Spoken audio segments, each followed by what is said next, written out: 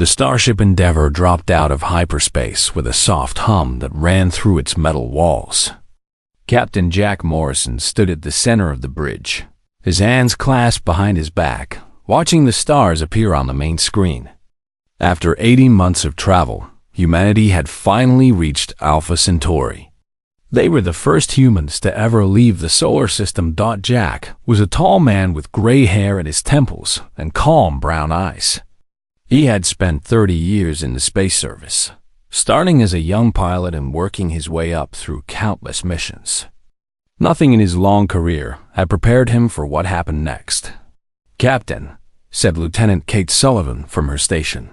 She was his first officer, a sharp woman in her early 40s with short red hair and a quick mind. "I am picking up something strange on the sensors." Jack walked over to her screen. "What do you see?" "A ship, a very big ship." And it just appeared out of nowhere. The main screen flickered and changed. Where there had been empty space a moment ago, there was now a vessel so large that it blocked out the stars behind it. The alien ship was dark purple, shaped like a curved blade, and covered with strange symbols that glowed with pale blue light. It was at least 10 times the size of the Endeavour. The bridge went silent. 47 crew members stared at the screen with wide eyes. This was the moment humanity had dreamed about and feared for centuries. They were not alone in the universe. "Wow," said Jack slowly, "that is certainly something." A beeping sound filled the bridge. Communications Officer Greg Palmer, a young man with messy brown hair and nervous hands, looked up from his console. "Captain, they are sending us a message. I think I can translate it. The computer is working on their language now." "Put it through," Jack said. The screen changed again. A face appeared, and it was not human. The creature had green scales, yellow eyes with black slits, and a mouth full of sharp teeth. It wore golden armor decorated with jewels and strange metals. When it spoke, its voice was deep and cold. "Primitive vessel. I am High Commander Zorath of the Valori Empire. You have entered space that belongs to us. Your kind is unknown to our records. You will shut down your engines and prepare to be boarded. You are now subjects of the Eternal Empire. Resistance will result in your destruction." The message ended. The alien face disappeared from the screen, replaced once again by the massive warship floating in the darkness. Jack stared at the screen for a long moment. Then he did something that surprised everyone on the bridge, including himself. He laughed. It started as a small chuckle and grew into a full laugh. Kate looked at him with concern, but then she started smiling too. Soon, half the bridge crew was laughing along with their captain. Greg Palmer looked confused. "Sir, did you understand what he said?" "He wants to conquer us." Jack wiped his eyes and took a deep breath. "Yes, Greg, I understood. Some lizard in a fancy costume just told us we belong to him now. After everything humanity has been through, some alien shows up and thinks he can scare us with a big ship and a mean face." Kate nodded. "He has no idea who he is dealing with." Jack pressed a button on his chair. "All hands, this is the captain. We have made first contact with an alien species. They seem to think we are going to surrender to them. I want everyone to remain calm and remember your training. We have faced worse than this." The crew responded with a mix of laughter and acknowledgement over the radio. Jack could hear someone in the engine room making jokes about the alien's appearance. 20 minutes later, the boarding party arrived. A smaller ship detached from the massive warship and connected to the Endeavour's airlock. Jack gathered a small team to meet them, including Kate, Greg, and Chief Engineer Danny Howard, a big man with thick arms and a friendly smile. The airlock opened with a hiss. 6 alien soldiers stepped through, each one over 7 feet tall with the same green scales and yellow eyes as their commander. They carried weapons that looked like a mix between a rifle and a glowing stick. Behind them came High Commander Zorath himself, his armor shining under the ship's lights. Zorath looked around the human vessel with clear disgust. This technology is primitive. Your species has barely learned to travel between stars. How pathetic. Jack smiled politely. Welcome aboard the Endeavor. Can I offer you some coffee? Maybe a sandwich? The aliens stared at him. They did not understand why he was not afraid. You do not seem to realize your situation, Zorath said. My ship could destroy your vessel with a single shot. My empire controls 1,000 worlds. You are nothing. Kate stepped forward. That is very impressive. 1,000 worlds. How long did that take you? Zorath raised his head proudly. 12,000 years of glorious conquest. Danny Howard whistled softly. 12,000 years for 1,000 worlds? That is not very fast, is it? We went from horse carts to starships in about 300 years. The alien commander's eyes narrowed. He did not like being questioned by these small, soft creatures. Your insolence will be punished. When you are brought before the Imperial Council, you will learn proper respect. Jack shrugged. Sure, we can meet your council. But I should warn you about something first. What is that? Humans do not surrender. We never have. We have spent our entire history fighting each other. Wars, revolutions, battles over land and ideas, and sometimes just because we were bored. We have weapons that can split atoms and turn cities to ash. We have soldiers who will fight until their last breath and then try to bite you with their dying mouths. We are not a peaceful species, Commander. We are very, very good at violence. Zorath laughed, a harsh sound like rocks scraping together. You think your primitive wars prepare you for the might of the Valori Empire? We have crushed hundreds of species. Maybe, Jack said, but have any of them ever fought back? The question hung in the air. For just a moment, something flickered in Zorath's yellow eyes. It might have been doubt. Kate smiled sweetly. That is what I thought. You conquer species that give up. You have never actually had to fight a real war, have you? Zorath snarled and turned away. Bring them to the ship. The Supreme Overlord will decide their fate. As the alien soldiers surrounded the humans and led them toward the airlock, Greg Palmer leaned close to Jack and whispered, Captain, are we actually going to fight an empire with 1,000 worlds? Jack kept his eyes forward, his expression calm. If we have to, yes.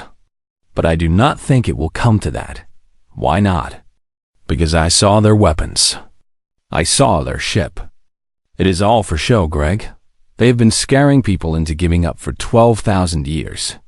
They are not warriors. They are bullies. And the one thing bullies cannot handle is someone who is not afraid. The airlock closed behind them, and the humans were taken aboard the alien vessel. None of them showed fear. Some of them were even smiling. Somewhere in the back of the group, Danny Howard was humming an old fighting song from Earth. The aliens did not know what it meant, but they found the sound deeply unsettling. The Valori Empire had ruled the stars for longer than human civilization had existed. They had never lost a war because they had never truly fought one. That was about to change. The journey to Vela Prime took 3 weeks. The humans were kept in comfortable rooms aboard the alien warship, treated more like guests than prisoners. High Commander Zorath believed that showing them the power and luxury of the Empire would make them more willing to submit. He was wrong. Captain Jack Morrison spent the time studying everything he could about the Valori. He watched how their soldiers moved, how their technology worked, and how they treated the other alien species aboard the ship. What he saw gave him hope. The Valori were lazy. Their soldiers rarely trained. Their weapons looked impressive, but seemed designed more for show than for actual combat. And the other species, the servants and workers who kept the ship running, they moved with the slow steps of people who had given up long ago. When the ship finally arrived at the capital world, Jack stood at the window of his room and looked out at the planet below. Valor Prime was beautiful, covered in silver cities and purple forests. Hundreds of ships floated in orbit, and massive space stations ringed the world like a crown of steel. Kate Sullivan joined him at the window. "It looks impressive." "It does," Jack agreed. "But look closer. Those ships are not moving in formation. Those stations have no defensive positions. This is not a military power, Kate. This is a museum. They were brought down to the surface in a golden shuttle and taken through streets filled with aliens of every shape and size. The Valori walked with pride, their scales shining, their armor bright. But the other species walked with their heads down, their eyes empty. The Imperial Palace was a tower of black stone that reached up into the clouds. Inside, the walls were covered with paintings and statues celebrating Valori victories. Jack noticed that every painting showed aliens surrendering or kneeling. Not one showed an actual battle. The throne room was the size of a football field. 12 thrones sat in a half circle, each one occupied by a different alien species. These were the Imperial Council, the rulers of the 12 most powerful civilizations in the Empire. At the center, on a throne made of glowing crystal, sat the Supreme Overlord. Arctos was not like the other aliens. His body was made entirely of living crystal, clear and shining, with lights moving inside him like stars. When he spoke, his voice came from everywhere at once, filling the room like music. "So these are the humans," Arctos said. "The species from the edge of known space. You are smaller than I expected." Ambassador Linda Hayes stepped forward. She was a woman in her 50s, with silver hair and sharp blue eyes. She had negotiated peace treaties between nations that had been at war for decades. One alien emperor did not scare her. "Supreme Overlord," she said with a polite bow.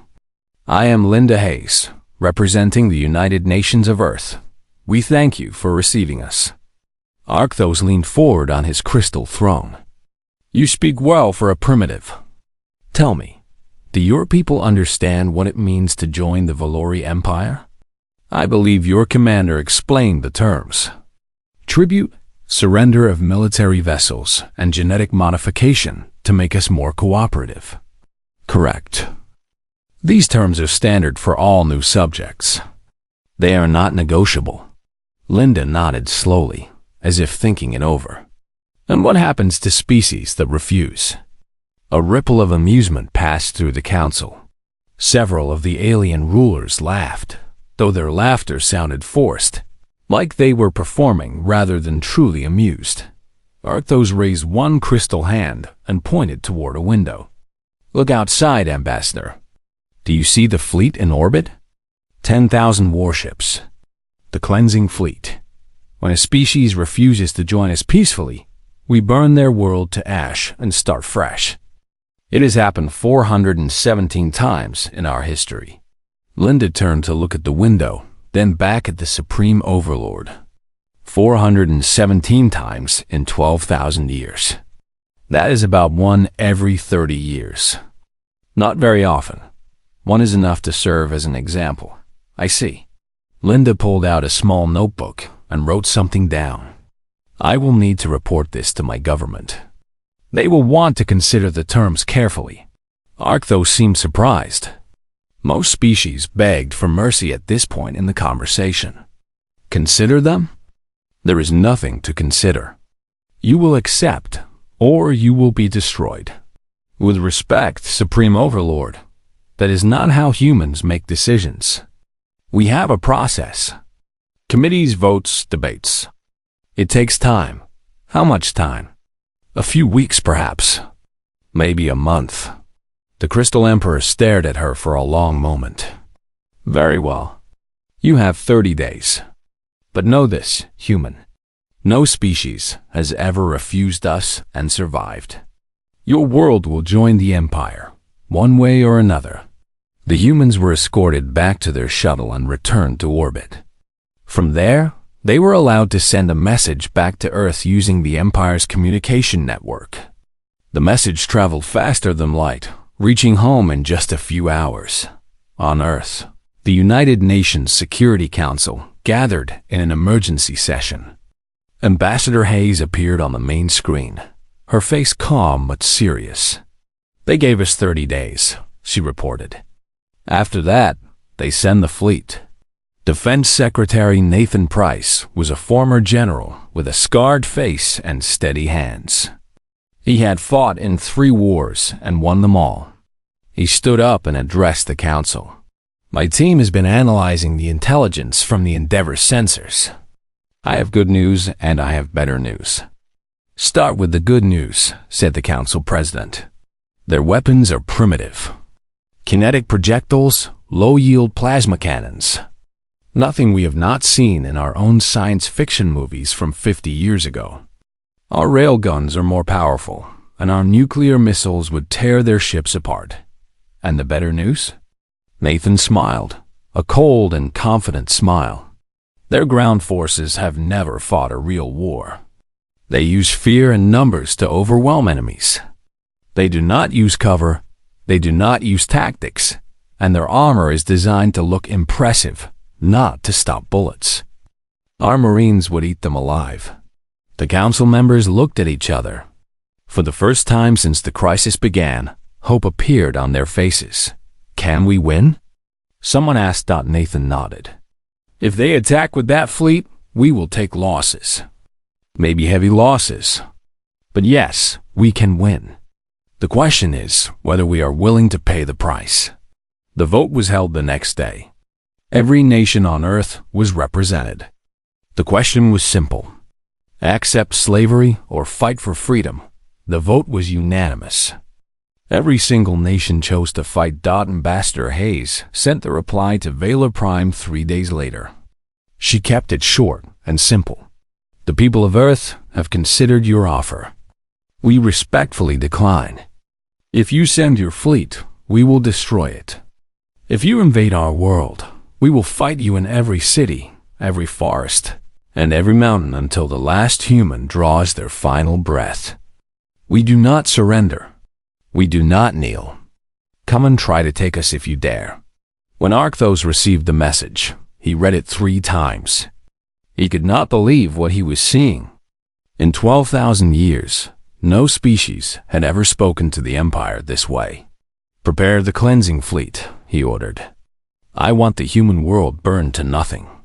Let them serve as an example to any who would defy us." The council cheered.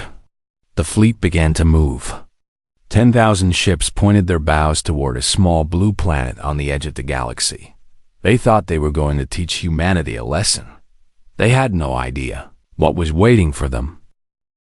The cleansing fleet arrived in the solar system on a Tuesday morning. 10,000 warships dropped out of hyperspace in perfect formation, their purple hulls glowing against the blackness of space. From Earth, they looked like a swarm of angry fireflies approaching the sun. Fleet Admiral Vorath, a veteran Valori commander, sat on the bridge of his flagship and smiled. He had led 20 cleansing operations in his career. Every single one had ended the same way. The enemy begged for mercy, he ignored them, and then he watched their world burn. "Scan the system," he ordered. "Find their defenses." His sensor officer worked for a moment, then looked up with confusion on his scaled face. "Admiral, I am detecting 107 vessels in orbit around the 3rd planet. They appear to be warships. 107? Vorath laughed. "We have 10,000. What else? Orbital platforms around their moon. Ground-based installations. And Admiral, there seems to be some kind of signal being broadcast on all frequencies. A surrender message?" "No, Admiral. It appears to be music." The sound filled the bridge. It was loud and aggressive, with screaming vocals and heavy drums. The Valori had never heard anything like it. The song was called "Welcome to the Jungle," and it had been chosen specifically because humans thought it was funny. Admiral Patricia, Moore stood in the command center of Lunar Base Armstrong, watching the enemy fleet approach on her tactical display. She was a small woman with gray hair and cold green eyes. She had commanded the first human mission to Mars. She had designed half the weapons systems protecting Earth, and she was very, very calm. "All ships, this is Admiral Moore. Hold your positions. Let them come to us. Remember your training. These aliens have never fought a real enemy. Today, we show them what humans can do." The Valori fleet advanced in a tight formation, their ships flying close together in neat rows. It was how they always attacked. It looked impressive and terrifying. Against an enemy who had never seen real weapons, it worked perfectly. Against humans, it was a fatal mistake. "Admiral," said Captain Lisa Park from the targeting station, "the enemy formation is within range of the orbital railguns." "Fire," Moore said. 12 railgun platforms on the moon opened fire simultaneously. Each one launched a tungsten rod the size of a car at 5% the speed of light. The rods had no explosives. They did not need any. At that speed, solid metal became a weapon more powerful than any bomb. The first volley hit the center of the Valori formation. The tungsten rods punched through shields like paper and tore through hulls like water. 15 ships vanished in the first 3 seconds. Another 20 were crippled and spinning out of control. Admiral Varath stared at his screen in disbelief. "What was that? What hit us?" "Unknown weapons, Admiral. Some kind of kinetic projectile. Our shields did nothing." "Impossible. Our shields can stop plasma bolts, missiles, anything. Not these, Admiral. They are moving too fast." The human fleet moved forward. 107 ships against 10,000 might have seemed like impossible odds, but numbers meant nothing when the technology gap was this large. Human ships were smaller and faster. Their weapons hit harder.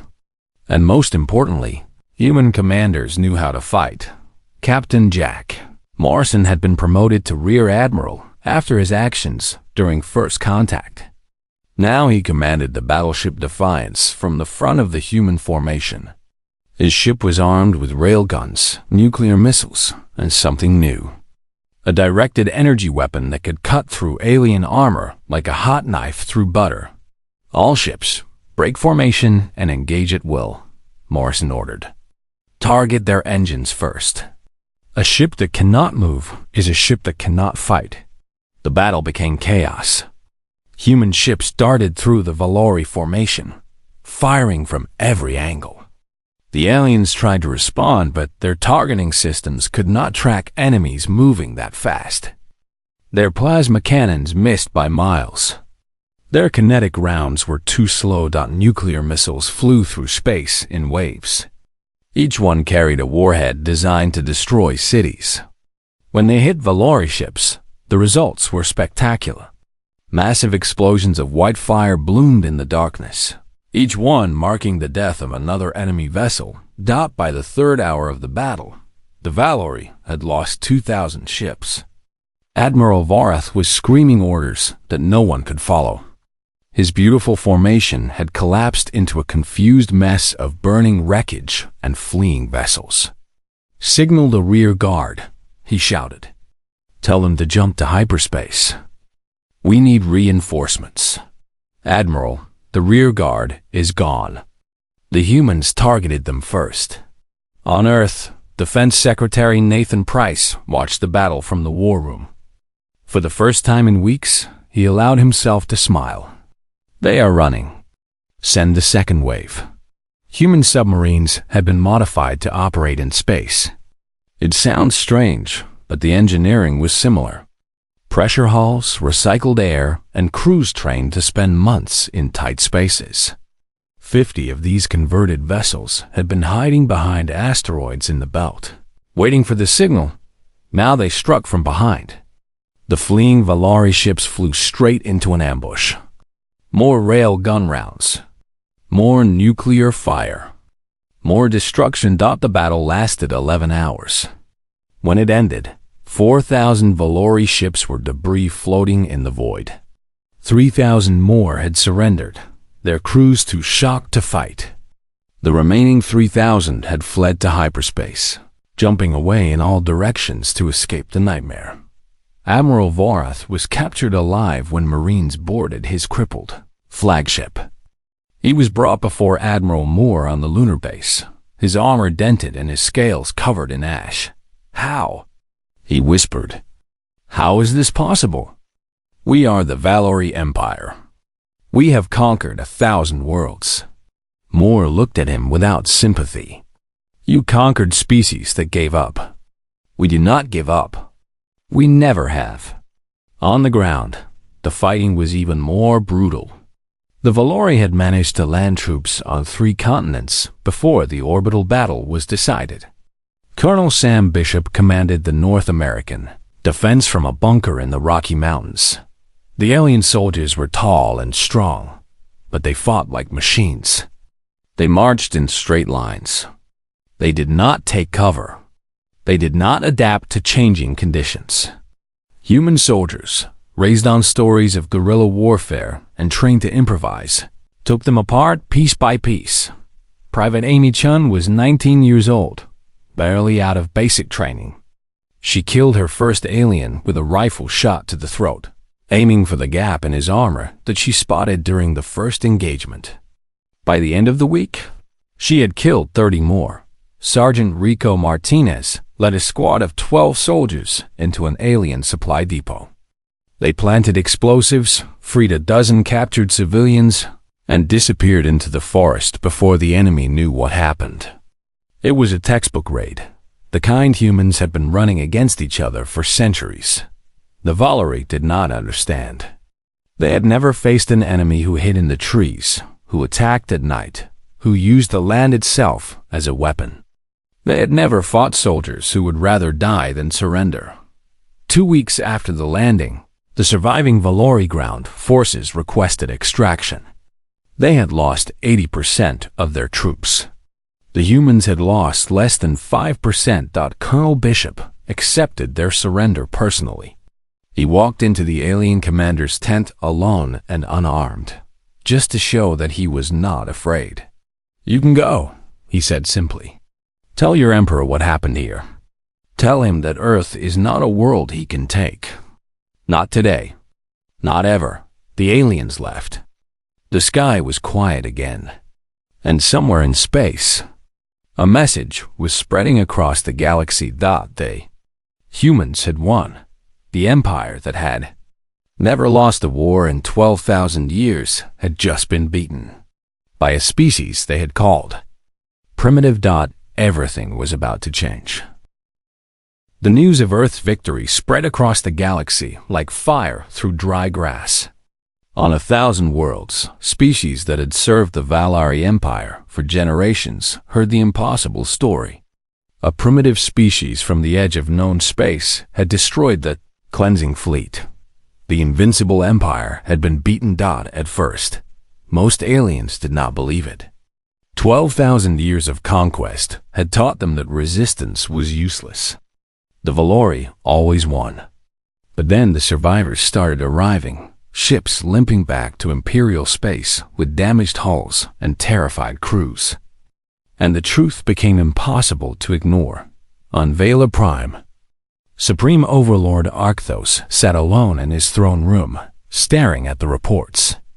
4,000 ships destroyed, 3,000 captured. The rest scattered across the stars, too afraid to regroup.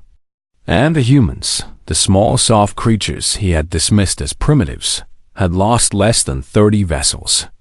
"How is this possible?" he whispered to himself. The crystal walls of his chamber reflected his words back at him, but there was no answer. High Commander Zorath entered the room and knelt before the throne. He had been recalled from his post after the disaster, and he expected to be executed. Instead, Arctos had summoned him to explain.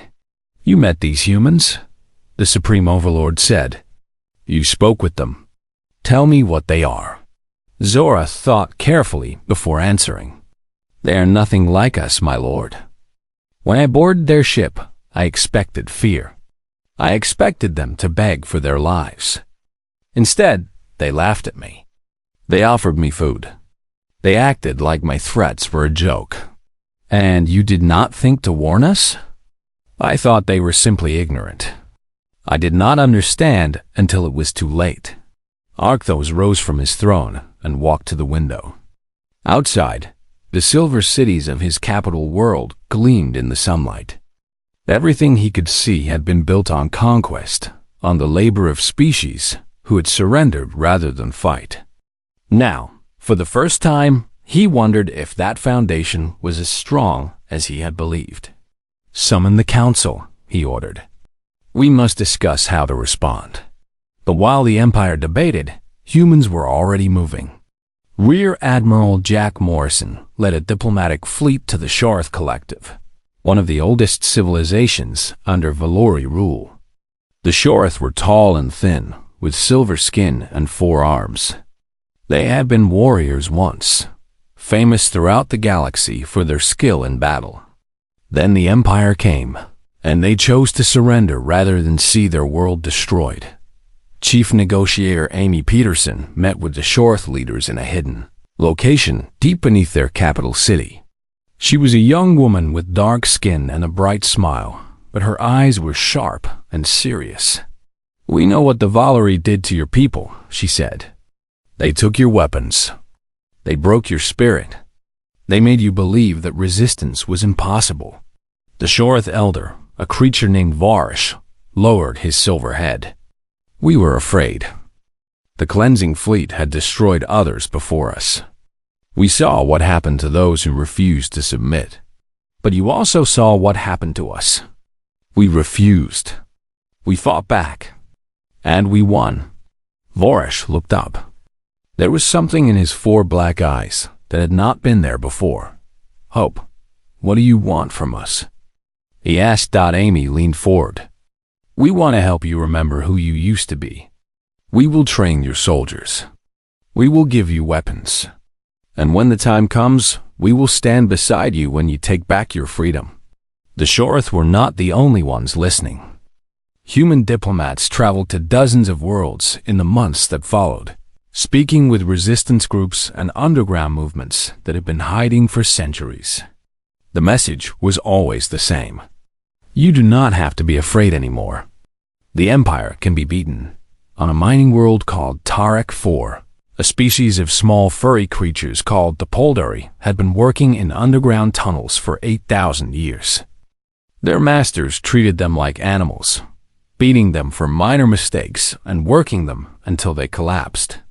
Human advisors taught them how to hide weapons in the tunnels, how to collapse passages on pursuing soldiers, and how to fight back with the tools they already had.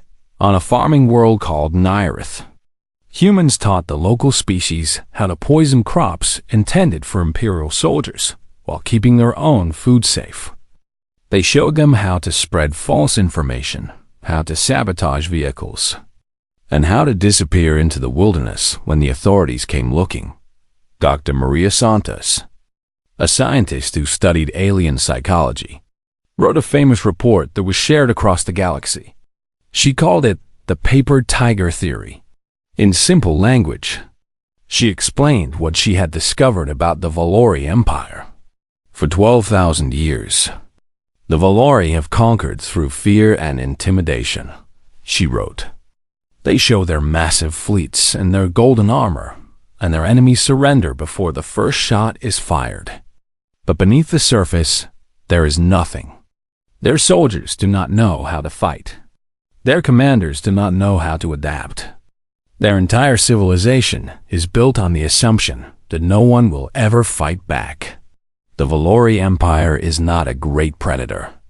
It is a paper tiger, a thing that looks frightening but collapses at the first real challenge. The humans proved this at Earth. Now it is time for the rest of the galaxy to learn the same lesson. The report spread everywhere. Slaves whispered it to each other in the night.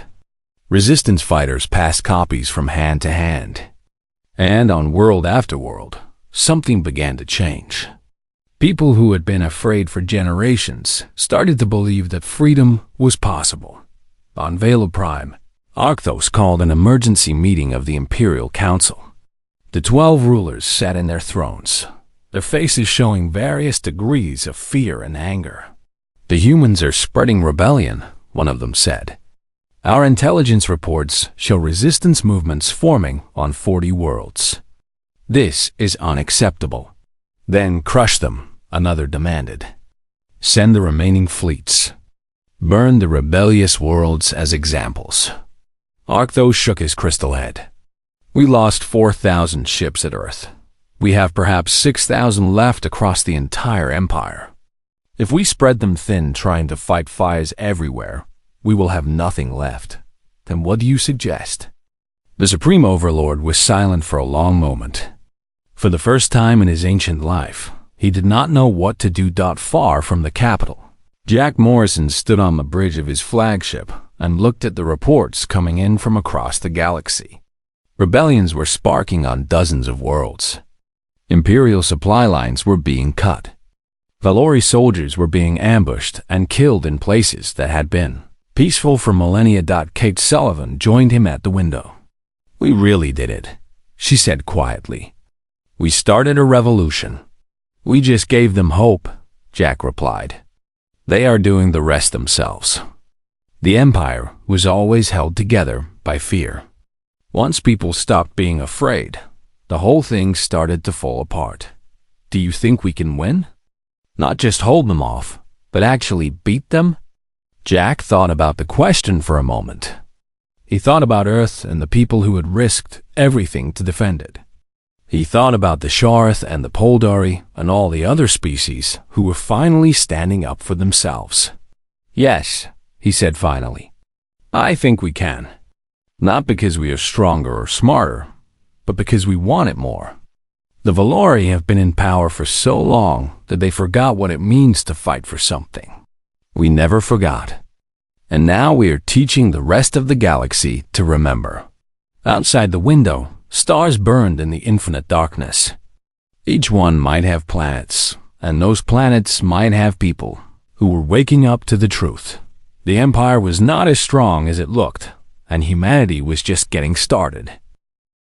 3 years had passed since humanity first encountered the Valori Empire. In that time, the galaxy had changed beyond recognition. The rebellions that started as small fires had grown into a wildfire that consumed everything in its path. On 40 worlds, subject species had risen against their masters. Some fights were quick and brutal.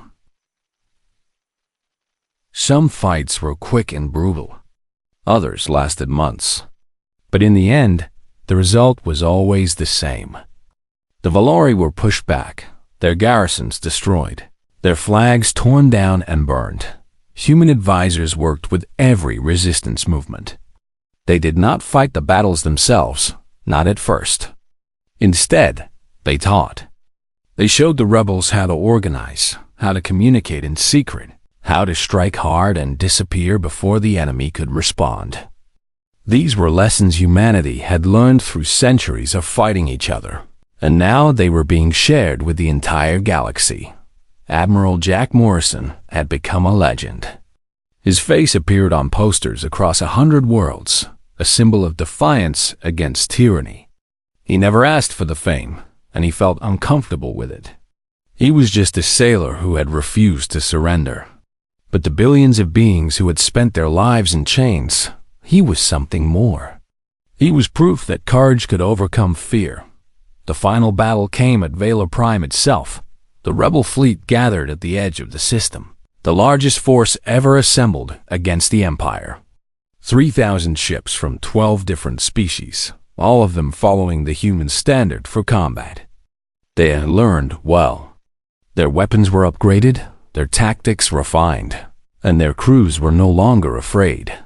Morrison stood on the bridge of his new flagship, the USS Horizon. She was twice the size of the old Endeavour, armed with weapons that could crack a planet in half. But more important than the guns were the people behind them. Humans, Sharth, Poldari, and a dozen other species, all working together for the first time in galactic history. All ships, this is Admiral Morrison. We have come a long way to get here. 3 years ago, the Valori thought they could make us slaves. Today, we end their empire forever. Remember why we fight. Not for conquest. Not for glory. We fight so that no one will ever have to kneel again. The fleet moved forward.